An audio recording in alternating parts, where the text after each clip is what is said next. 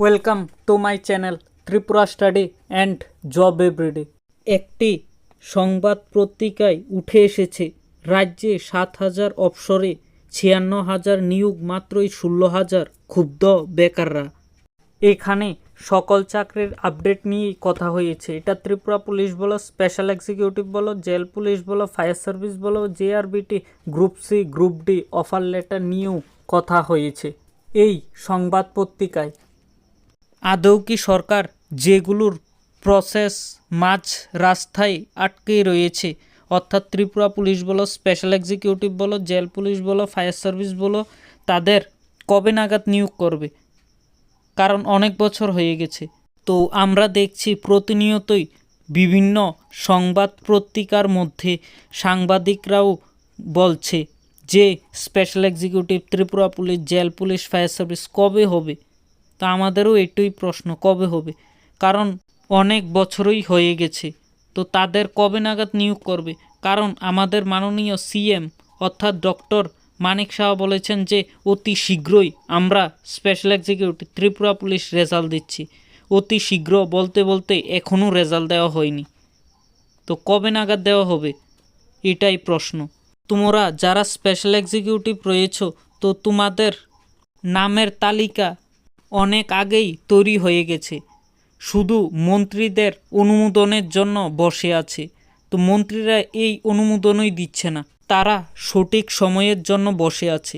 এই সঠিক সময় কবে আসবে এটা আমরাও বলতে পারছি না, যতক্ষণ না কোনো অফিসিয়াল নোটিফিকেশান আসে। এছাড়াও কিছুদিন আগে জিআরবিটি চালিত গ্রুপ সি এবং গ্রুপ ডির অফার লেটার দেওয়া হয়। এখানে দপ্তরের তরফ থেকে জানা হয় যে অনেকগুলোই অফার রয়ে গেছে, বেকাররা এই অফার গ্রহণ করেনি।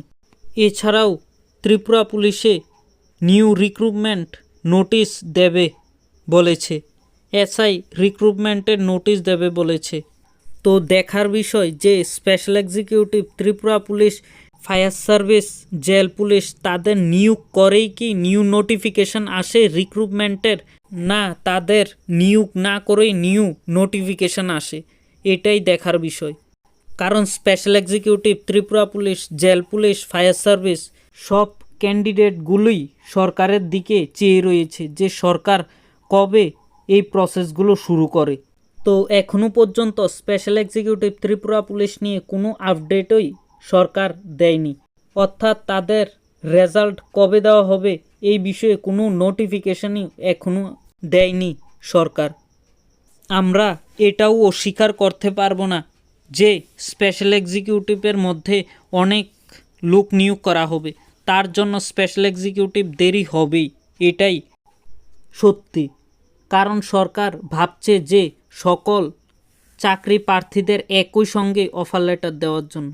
আর যদি একবার স্পেশাল এক্সিকিউটিভ রেজাল্ট দেয়, তারপরেই ত্রিপুরা পুলিশ রেজাল্ট দিয়ে দেবে।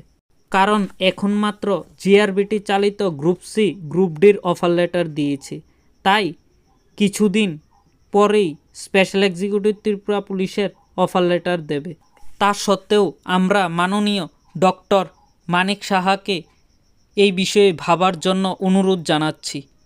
তো আমার চ্যানেলটি যদি তোমাদের ভালো লেগে থাকে তাহলে লাইক অ্যান্ড সাবস্ক্রাইব করে দেবে। আর special executive, Tripura police, jail police, fire service তা নিয়ে কোনো আপডেট এলেই আমি আমার চ্যানেলে আপলোড করে দেব, তাই আমার চ্যানেলটি লাইক অ্যান্ড সাবস্ক্রাইব করে রাখবে। তো নমস্কার সকলকে, সকলে ভালো থেকো, সুস্থ থেকো, নমস্কার।